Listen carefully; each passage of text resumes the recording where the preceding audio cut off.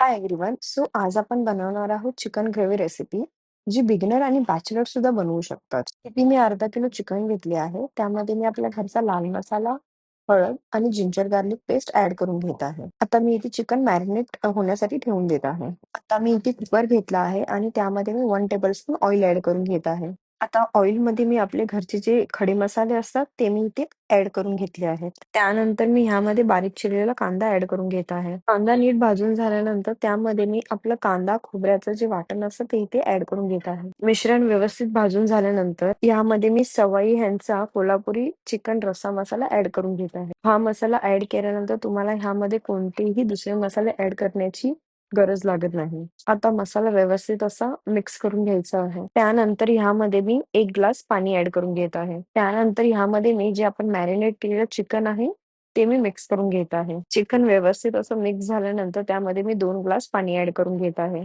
त्यानंतर मी ह्यामध्ये चवीनुसार मीठ ऍड करून घेत आहे. आता आपल्याला ह्या चिकनला लो फ्लेम वरती 4 शिटी करून घ्यायच्या आहेत. आता इथे तुम्ही बघू शकता सुंदर असा चिकन ग्रेव्ही रस्सा खाण्यासाठी तयार झाला आहे.